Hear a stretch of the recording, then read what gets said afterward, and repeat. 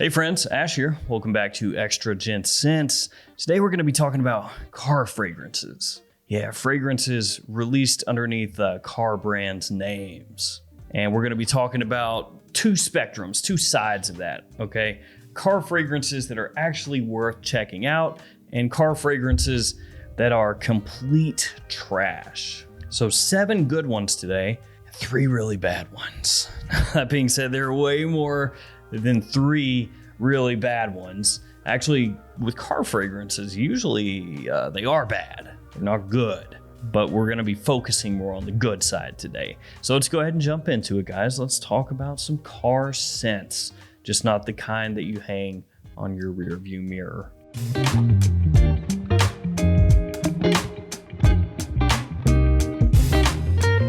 Also, don't forget, guys, you can use that code GENTS10 to save yourself 10% off maxaroma.com or twistedlily.com. Let's kick it off with some good ones. Let's do a couple good ones first. Now, the most obvious one, I think, or one of the more obvious ones, is this one, Mercedes-Benz Club Black. This right here is absolutely fantastic, but you probably know that already because it has been hyped to death. Because it is so good. I mean, what are you gonna do? You can't have something that smells awesome and you just wanna be contrarian and say it sucks when it doesn't. It's a vanilla forward fragrance, a lot of vanilla in here. Very sweet, very warm. It's got a resinous feel to it. And one of the best designer vanilla forward fragrances out there. And unfortunately, kind of hard to get. Actually, a lot of these are kind of hard to get. Very unfortunate, yeah. This one, for me anyway, took the place of Perry Ellis Black Vanilla Oud Absolute. And that one was, for a time, an amazing buy. It was like $35, but it was here and gone so fast. This one, when it first came out, you could get it for a good price. Then it kept selling out and the price went up. I think now when it's at discounters, it's usually around $70, something like that. But even at that price, it's worth it. Let's do another Benz one, I guess. We'll do this one, Mercedes-Benz Cologne. This fragrance smells similar to Dior Homme Cologne. It has a great, refreshing, icy citrus blast when you spray this on. It's very, very, very clean and classy. It is amazing for spring and summertime. Mine is a little weird in that it has floaties inside the bottle. If you don't know what that is, it's where you can like hold your bottle up and kind of do this deal, hold it up to a light. You'll see like little itty bitty pieces of debris floating around inside the bottle. And you definitely can see that in mine, which is unfortunate, but it is not completely uncommon. If you buy enough fragrances, you will eventually get one that has that going on, and it's really nothing to be worried about. Even actually some very high-end niche fragrances that I've purchased over the years, we're talking like $300, $400, $500 bottles, have little floaties inside of them. But in spite of that, it is still an amazing spring and summertime fragrance. And that one also very often sold out. Essentially, people just found out those Mercedes fragrances, especially those, were really good, and they just stay sold out. Let's talk about something that sucks. Maserati. This one is Pure Code Blue. So technically it's Maserati Pure Code Blue by La Martina. And man, this is garbage. Yeah, actually, in my opinion, stay away from all Maserati fragrances. They are absolutely not worth the price. Even if you find these at discounters for like $20, it still is not worth the price. When you look at the note breakdown for this fragrance, it actually seems like it might be decent. Seems like it might be pretty good. But then you get it in, you spray it on, and oh no. Just smells like a really cheap, soapy fragrance, not done in a particularly nice way, very chemical forward. It's not pleasant. The look of the bottle is very poor. Yeah, the whole thing is just not well done. And if you're a car guy, then you would probably look at that and go, oh, yeah, it absolutely makes sense that Maserati would be overpriced and suck. Let's go back to some good ones. Got Ferrari here, Radiant Bergamot. Really clean, very classy. Done in a similar style to some of Aqua di Parma's Colonia fragrances. It's going to give you that kind of vibe. Obviously, kind of a green feeling to it. You can tell that just by looking at the coloration of the fragrance here. Really classy, gentlemanly, great for spring and summer. This you could find for about $20 at discounters. And man, that is a steal. That is an awesome deal. Same thing with Bright Neroli. That one, when you could find it for 20, 25 bucks, amazing deal. These Ferrari fragrances, I know I'm like a broken record, but harder to find. And that's because Ferrari, as far as I'm aware, they just said screw fragrances. You know, we're done with this junk for now. And yeah, they're selling out. And when the stock is gone, the stock is gone. That's kind of what it looks like. But if you can still find that for a good price, worth picking up, 100%. Also, this one right here, Scuderia Forte.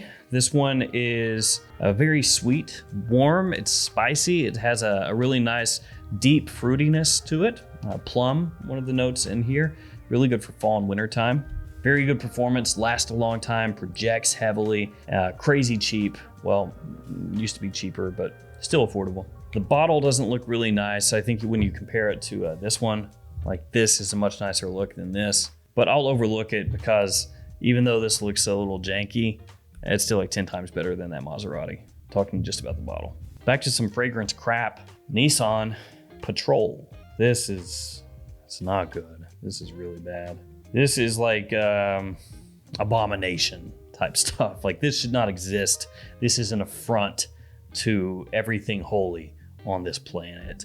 When you look at the bottle, it looks like Mont Blanc Legend Spirit, doesn't it? Basically just like a weird version of it. The whole top here is the cap. It's super lightweight. And then the atomizer on this is really bad.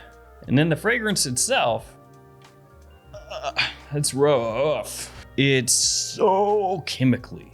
It's like just a synthetic mess. It's trying to be a very spicy, appealing fragrance with a fresh pop. And instead it just comes across like a failed novelty scent. This smells like they were trying to make something like that, like some sort of novelty scent, but they got screwed up somewhere halfway through and just put out this bomb of death. That stuff sucks. Back to good things. Jaguar, ooh, classic electric sky. Almost chucked it. Now, out of all the car fragrances that we're going to talk about that I think are pretty good, this one is the one that's the least interesting possibly for people, but it might actually be the most versatile one outside of Radiant Bergamot, or maybe Benz Cologne, because this is essentially just a very affordable blue fragrance, and it smells pretty nice. Good versatility, quality is not bad, nice compliment factor, a lot to like about it. It's not super unique, but really most Jaguar fragrances aren't, and that one is surprisingly well done. It's confident. So you can find that for really cheap, and for that price, I think it's got great versatility and usability. Back to bad stuff. Yeah. So we talked Ferrari earlier, and a lot of Ferrari fragrances, not bad. Not bad at all, especially at their low prices at discounters. Now we're gonna talk Lamborghini. This one is Intenso. It's not good. This is rough. You don't like this. You don't want this. So this cap is crazy cheap. It's so bad looking. The bottle is really poorly done as well. It's just the whole thing looks like a clearance bin fragrance that you would pay like $5 for. That's what it looks like, and also that's what it smells like. A wispy, pathetically weak little pop of warm spice nothingness, like an ambery sort of poorly thought out fragrance done by children. That's kind of how Lamborghini comes across here. Intenso, yes, real intense. You should not wear that.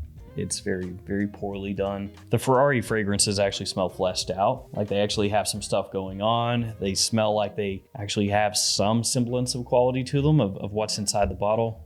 This Lamborghini, no, it doesn't. Let's finish on a high note. Bentley for Men Intense. Ooh. This is a hype beast. It's pretty affordable from discounters. The quality of the fragrance is very high, like you would expect from Bentley, I guess. The presentation also looks really nice, looks clean, classy, well done. It's not a safe blind buy. I did a video here recently where I told people this is not a safe blind buy because it is quite smoky, incensey, woodsy. It has a powerful nature to it. It has a niche feel, you could say. But darn if this isn't a really, really nice car fragrance. And then last but not least, also from Bentley, this one is Wild Vetiver. And this is from their Beyond collection. So basically their higher end fragrances, you could think of it as.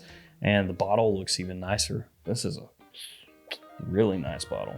Nice little leather wrap around the cap here. Quality of this is very high. Like, this stuff is top notch. You do have to like vetiver, obviously, because it's called Wild Vetiver. So if you don't like that note, this fragrance isn't for you. But if you do like vetiver fragrances, this one's nice, especially at the price that you can currently get this for, or at least that I'd seen it going for at discounters, sub $100. I think it was around 70, something like that. I could be off, it could have changed, but that's what I remember. At that price point, it is great. It's a green, grassy vetiver, a little bit dry, woodsy, of course. Great gentlemanly scent, awesome for an office fragrance, and it's done by Sydney Lancashire, who I think is an amazing perfumer. So a lot to like about that.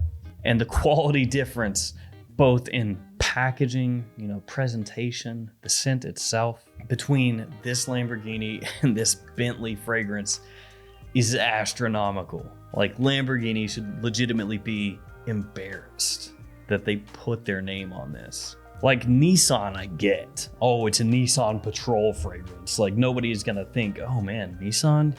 Man, I bet they make awesome fragrances. But Lamborghini has so much clout and cachet behind that name, you'd think they'd want to actually put something out worth owning. I don't know. So there we go. 7 car fragrances. Good. 3, 8. Thank you for hanging with me. Thanks for your support, guys. And I'll see you again another day with another video. See you later.